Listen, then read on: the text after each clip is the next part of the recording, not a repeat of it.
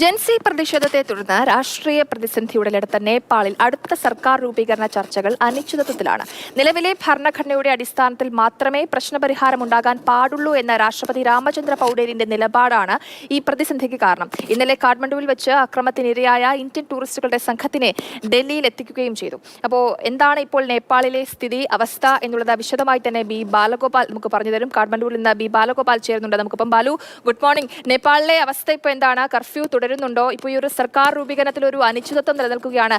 എന്താണ് ഈ അനിശ്ചിതത്വത്തിന് പിന്നിലെ കാരണം ബാലു? Good morning Jayalakshmi.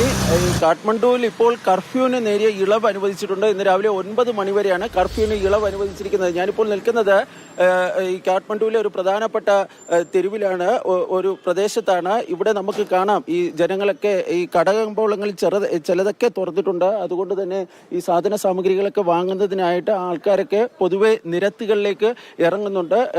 പക്ഷേ 9 മണി വരെയാണ് കർഫ്യൂവിന് ഈ ഇളവ് അനുവദിച്ചിരിക്കുന്നത്. ഇന്നലെ വൈകിട്ടും കർഫ്യൂവിന് കുറേ സമയം ഇളവ് അനുവദിച്ചിരുന്നു. അതിന്റെ അടിസ്ഥാനത്തിലാണ് ഇപ്പോൾ ഈ കാഠ്മണ്ഡുവിന്റെ ഉൾപ്രദേശങ്ങളിലൊക്കെ ഉള്ള ഈ പ്രദേശങ്ങളിലെ കടകമ്പോളങ്ങൾ ഇപ്പോൾ തുറന്നിരിക്കുന്നത്. സാധനങ്ങളൊക്കെ വാങ്ങാൻ വേണ്ടി ജനങ്ങൾ പുറത്തേക്ക് ഇറങ്ങുന്ന കാഴ്ചയൊക്കെയാണ് നമുക്ക് കാണാൻ വേണ്ടി കഴിഞ്ഞിരിക്കുന്നത്. പക്ഷേ 9 മണി വരെ മാത്രമാണ് ഈ കർഫ്യൂവിന് ഈ ഇളവ് അനുവദിച്ചിരിക്കുന്നത്. 9 മണിക്ക് ശേഷം ആൾക്കാർ ഈ അത്യാവശ്യ സാധനങ്ങൾ അല്ലെങ്കിൽ അവശ്യ സർവീസുകൾക്ക് മാത്രമാണ് ഈ ഇളവ് അനുവദിച്ചിട്ടുള്ളത്. അതിനപ്പുറത്തേക്ക് സാധാരണ ജനങ്ങളൊക്കെ കഴിവതും വീടുകളിൽ തന്നെ കഴിയണമെന്നാണ് ഈ സൈന്യം നിർദ്ദേശിക്കുകയും ചെയ്തിട്ടുള്ളത്. ഇന്നലെ കാര്യമായ തോതിലുള്ള അക്രമ സംഭവങ്ങളൊന്നും തന്നെ കാഠ്മണ്ഡുവിൽ ഉണ്ടായിട്ടില്ലായിരുന്നു. കാഠ്മണ്ഡുവിന്റെ സമീപത്ത്, കാഠ്മണ്ഡുവിന്റെ നഗര പ്രാന്ത പ്രദേശങ്ങളിൽ വെച്ച് ഇന്ത്യൻ ടൂറിസ്റ്റ് സംഘത്തിന് നേരെ ആക്രമണം ഉണ്ടായിരുന്നു. അവർ ഈ ഉത്തർപ്രദേശ് രജിസ്ട്രേഷനിലുള്ള വാഹനത്തിലായിരുന്നു അവർ സഞ്ചരിച്ചിരുന്നത്. അവിടെ വെച്ച് ഇന്ത്യൻ സംഘത്തിന് നേരെ ആക്രമണം ഉണ്ടായിരുന്നു. പക്ഷേ ഇന്ത്യൻ എംബസി ഇടപെട്ട് ആ ആക്രമണത്തിന് ഇരയായവരെയൊക്കെ നാടുകളിലേക്ക്, അതായത് ഡൽഹിയിൽ എത്തിച്ചിരിക്കുന്നു എന്നതാണ് ഏറ്റവും പ്രധാനപ്പെട്ട കാര്യം. ഈ പൊതുവെ ഈ ഒരു സമാധാനത്തിലേക്ക് നേപ്പാളിലെ കാഠ്മണ്ഡുവിൽ നിന്നാണ് ബാലു വിവരങ്ങൾ റിപ്പോർട്ട് ചെയ്യുന്നത്. ഇപ്പോൾ ഈ ഒരു കർഫ്യൂവിൽ ചെറിയ ഇളവ് നൽകിയിട്ടുണ്ട് എന്നുള്ളതാണ് ബാലു നൽകുന്നത്. നമുക്കറിയാം വലിയ രീതിയിലുള്ള ജൻസി പ്രക്ഷോഭമായിരുന്നു നേപ്പാളിൽ ഉണ്ടായിരുന്നത്. ഇപ്പോൾ ഈ ഒരു ഇടക്കാല സർക്കാർ രൂപീകരണത്തിൽ ഒരു അനിശ്ചിതത്വം കൂടി നിലനിൽക്കുകയാണ്.